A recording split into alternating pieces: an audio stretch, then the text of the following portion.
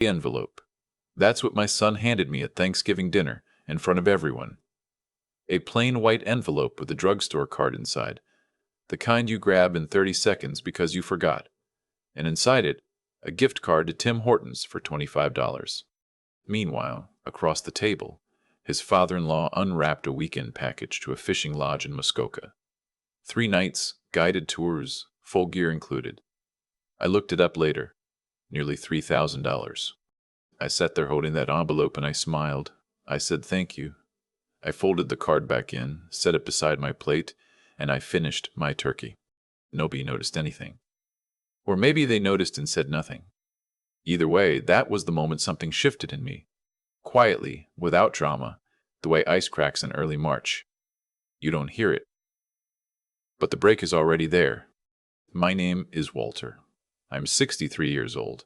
I worked 31 years for Canada Post, started as a mail carrier in Sudbury when I was barely 22, walking routes in January cold that would stop your heart, and I worked my way up to supervisor before I took early retirement. My wife Diane passed 8 years ago.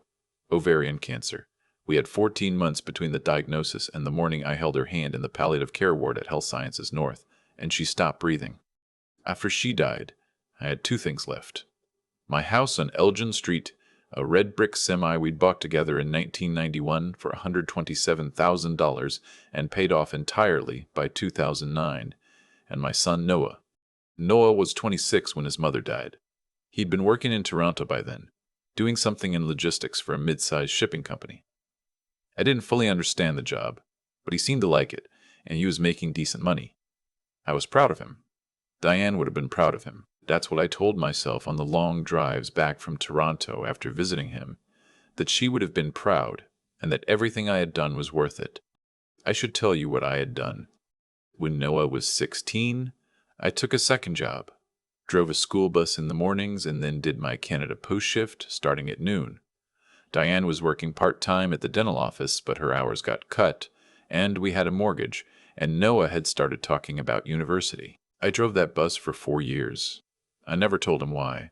He just knew that I left the house early and came home tired, and that there was always money for what he needed. His first year at Laurentian cost $8,400 in tuition and residence. I paid it. Second year, $8,800. Third year, he transferred to Western in London. Better program, he said, for what he wanted to do. Tuition jumped. We're talking $11,000 a year plus a 1-bedroom apartment he shared with a roommate. I sent him $800 a month on top of OSAP because the loans weren't enough, and I didn't want him working 30 hours a week and failing his courses. He graduated in 4 years. I drove to London for the ceremony. It was a Tuesday in June, and I took the day off work, unpaid, because I'd used my vacation already.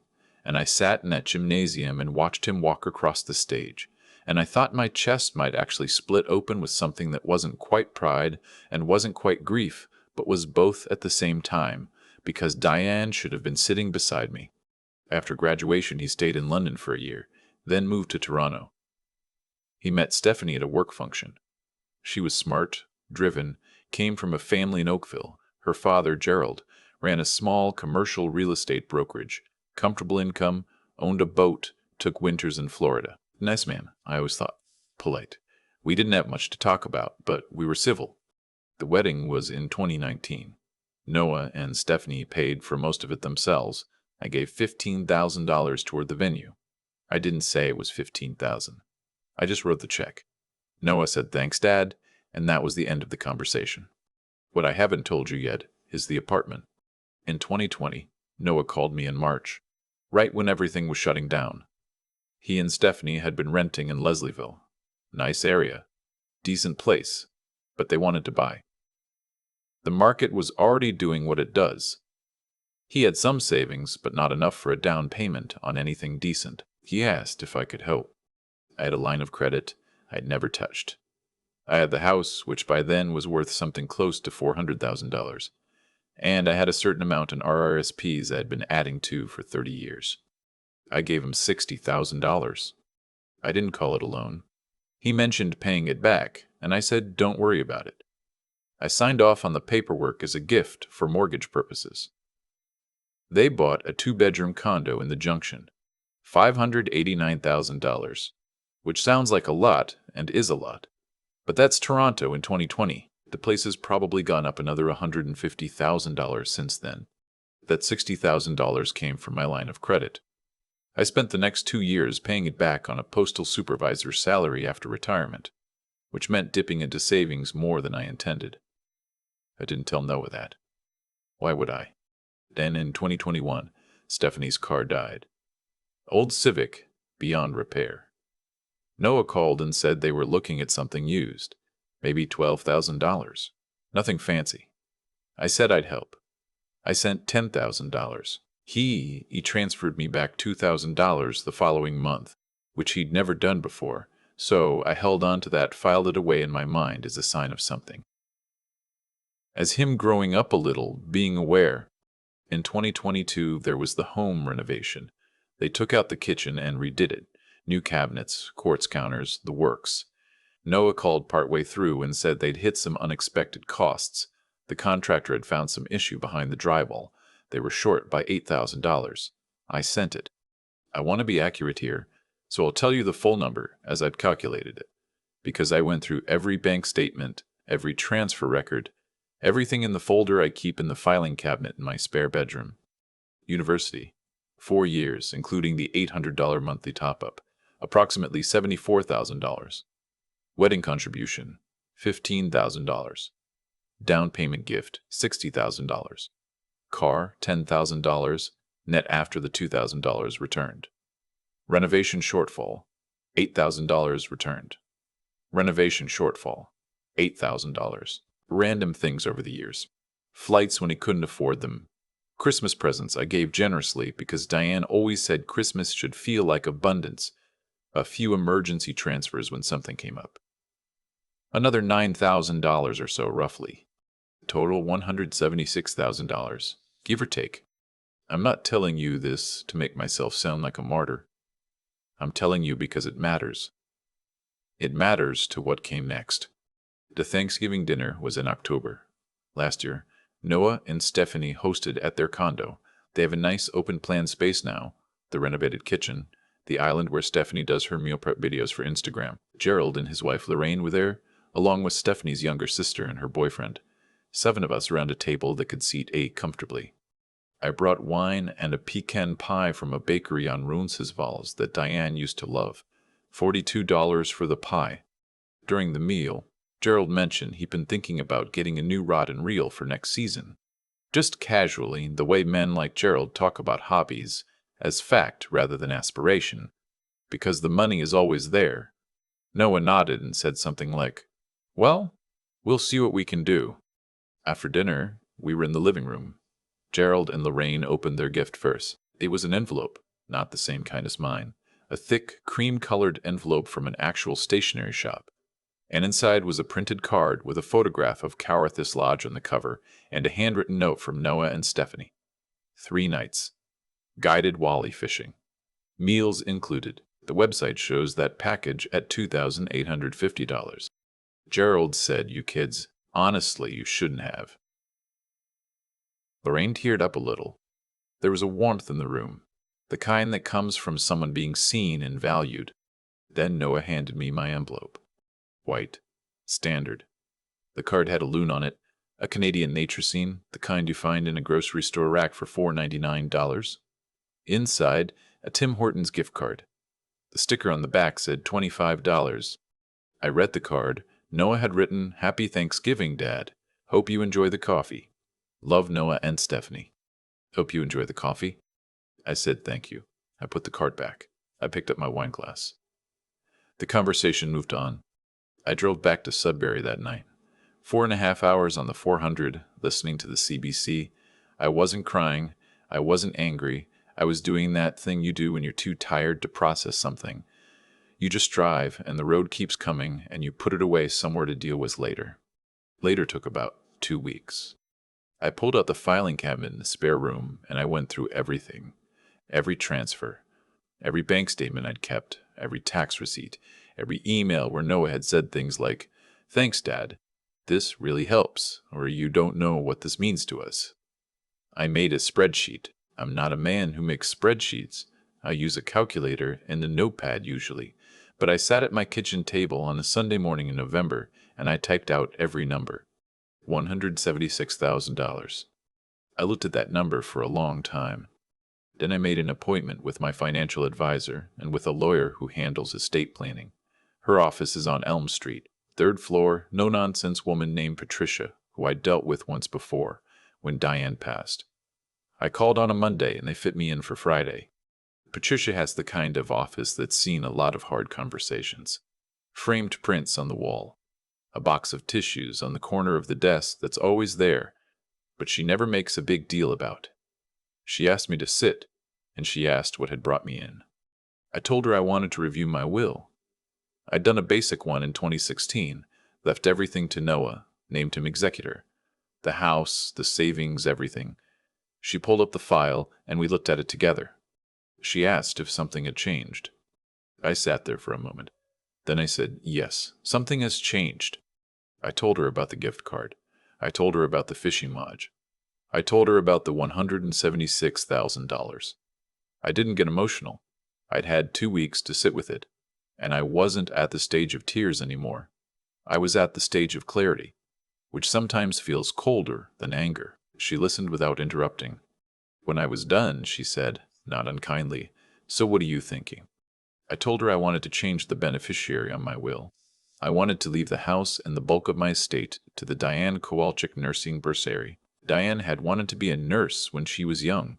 She'd talked about it sometimes, how life went a different direction, how she'd ended up at the dental office instead. There's a foundation attached to Health Sciences North that funds bursaries for nursing students from Northern Ontario. I donated a small amount after she passed. I wanted to make it significant now. I wanted to leave Noah something. I'm his father, I'm not made of ice, but something modest, a set amount, not the lion's share of a life's worth of work. Patricia said we could do that. She explained a few things about Ontario's succession law, made sure I understood what I was doing and why. She was professional, and she was kind, and at the end she said, this is your decision to make, and whatever it is, I'll support it. I signed the new documents on a Tuesday in December. I didn't tell Noah. Life continued the way life does. We talked on the phone every few weeks. He called to ask how I was. I asked about the condo, about work, about Stephanie, everything surface level, cordial, the way a conversation becomes when something real is sitting underneath it, that neither person is naming. Then in January, Noah called. Different tone immediately. The way you can tell in the first 3 seconds of a voice on the phone that something is wrong, or something is wanted. He said he and Stephanie had been thinking. The Junction condo was getting tight. They were thinking about starting a family. They wanted more space. They'd found a semi in Roncesvalles they loved, just under $1 million. They had some equity from the condo, but the jump was significant, and they were wondering. He didn't finish the sentence. He left it hanging there the way you do when you're hoping the other person fills it in. I let the silence sit for a few seconds. Then I said, wondering what. He said, well, if there was any possibility, if I was in a position to maybe help with the gap in the down payment. He said they pay it back this time, properly, with a written agreement, whatever I wanted. I said, how much of a gap are we talking? He said somewhere around $50,000. I said, Noah. He said, yeah? I said, I don't have that. I said it simply, not harshly. I said I'd been working through some things with my finances. Retirement isn't as cushioned as people think. The cost of living in Sudbury has gone up. I'd had some unexpected expenses. I said I was sorry, but I wasn't in a position to do that. He was quiet. Then he said he understood. He said, okay. He said, let's talk soon, and he hung up. 3 days later, he called again. Could they maybe come up for a weekend, he said. He wanted to talk in person. I said, of course. They drove up on a Friday in February. I made dinner, Diane's chicken cacio recipe, which takes 3 hours and which Noah used to ask for every birthday. We sat around the kitchen table and ate and made small talk, and I waited. After dinner, over tea, Noah started. He said he'd been thinking about the future. He said he knew I had the house and that it had appreciated significantly over the years. He said he wasn't suggesting anything. He just wanted to have a conversation. He said, and I give him credit for saying this directly, He said that Stephanie's parents had offered to help with their portion of the down payment, and he wanted to know if I might consider something similar. Stephanie's father, Gerald, who had just received a $2,850 fishing lodge weekend at Thanksgiving. I looked at my son across the table. He's 34 years old. He has his mother's eyes, that specific shade of gray-green that I used to call lake water, and she used to say sounded like an insult. But I meant it as the most beautiful thing I could think of. He had those eyes, and he was sitting in the kitchen of the house where he grew up asking me whether I might be in a position to help fund his next chapter. I put my hands flat on the table. I said, "Do you remember Thanksgiving?" He said yes. I said, "Do you remember what you gave me?" "A beat." He said, "The gift card?" I said, "The gift card. And do you remember what you gave Gerald and Lorraine?" He said he remembered. I said, "I'm going to tell you something, and I want you to sit with it before you say anything." I said, "I've given you, by my count, somewhere around $176,000 over the course of your adult life." I said, "That's not a complaint. That's a father doing what a father does." But I said, "When you hand me a $25 coffee card and hand your father-in-law a $3,000 vacation, what you're telling me, maybe without meaning to, maybe without even knowing you're telling me, is that my place in your life is worth exactly $25. Stephanie started to say something. I held up my hand gently and she stopped. I said to Noah, "I'm not asking you to agree with me. I'm asking you to sit with what I just said." He was very still. He's not a dramatic person. He doesn't raise his voice. He doesn't storm out. He gets quiet. And still, the way Diane used to when something landed. He sat there and I watched his face do something complicated. Then he said, and I'll remember this. He said, "Dad, we didn't think about it that way." I said, "I know you didn't. That's the part that hurt the most." We sat in that kitchen for another 2 hours. There were things said that I won't put here because they belong to the room they were said in. There were moments where it seemed we were getting somewhere, and moments where the space between us felt enormous. Stephanie cried once, quietly, and I didn't know entirely what it meant. At the end of the night, I told them both that I loved them. I meant it. But I also told them that I'd revise my will in December. I didn't tell them the details. It wasn't about punishing Noah. It was about making something honest out of what I had. I told them that I'd made arrangements that felt right to me, that reflected what I wanted my life's work to mean when I was no longer around to speak for it. Noah asked if he was in it. I said yes. I said he was in it. He didn't ask for how much. I respected him for that. They drove back to Toronto Sunday morning. Noah hugged me at the door. A real hug, not a perfunctory one. I stood in the doorway after their car pulled out and watched the street for a moment. The Elgin Street winter, the bare maples, the kind of cold that's just cold. He's cold twice since then. Not about money. Just to talk. Last week he asked about my neighbor's dog. I'd mentioned it in passing months ago. Some story about it digging under the fence. And I realized he'd remembered. A small thing. But it's the small things. I don't know where this goes.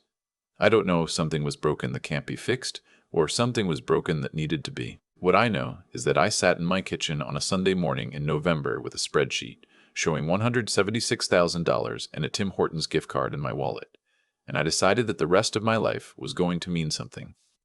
Diane would have handled this better than me. She always did, but she's not here, so I handled it the way I know how, quietly, with paperwork, and without waiting for someone to tell me I was allowed to. The gift card is still in my wallet. I don't use it. I don't know why I keep it. Maybe because $25 is worth remembering. I still think about that Tim Hortons card sometimes. Not with bitterness. I'm past that now. But with a kind of quiet recognition. It taught me something I hadn't fully understood before. Even after 63 years of living, what people give you tells you exactly where you stand. Not what they say. Not what they promise. What they actually hand you in front of everyone without a second thought. I gave Noah everything I had in the ways that mattered. Not just money, though the money was real, $176,000 worth of real, but presence. I drove that school bus at 6 in the morning so he could study without panic. I sat alone in the gymnasium on a Tuesday in June so he could walk across a stage. I signed a check for $60,000 and said, don't worry about it, because that's what you do when you love someone and you want their life to open up rather than close in. None of that was transactional. I didn't keep a ledger in my head while I was doing it. The ledger came later when I needed to understand what had actually happened.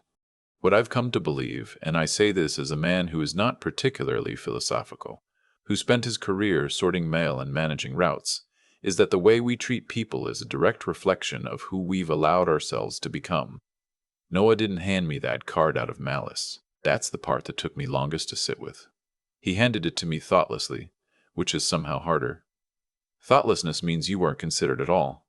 It means the question of what would honor this person never entered the room. That's a failure of character. And character isn't something you're born with, fully formed. It's built slowly, through small decisions, through the discipline of asking yourself uncomfortable questions before you act, not after. Noah had never been asked to develop that habit because I had never required it of him. I gave without conditions, and he received without reflection. We built that together, the two of us, over 30 years. That's on both of us. What I did in December, the will, the bursary, the quiet redirection of everything I'd spent a life accumulating, wasn't revenge. I want to be clear about that. It was honesty. It was me finally making my actions match my values, the way I had always tried to do in the rest of my life, but somehow failed to do where my son was concerned. Because love makes you override your own judgment in ways you don't notice until you're staring at a spreadsheet at 59 degrees north on a Sunday morning. The calls Noah made afterward, the dinner in Sudbury, the conversation at the kitchen table where we finally said things that had needed saying for years, none of that would have happened without the rupture. Sometimes the only way back to something honest is through something that hurts. I didn't rebuild my will to punish him. I rebuilt it to mean something. And I hope, that in the long run, being required to reckon with that will do more for Noah than another check ever could. Diane used to say that you teach people how to treat you. I thought I knew what she meant. I didn't. Not really. Not until I was sitting alone on the 400 at midnight, holding the memory of a gift card with a loon on it. I know now.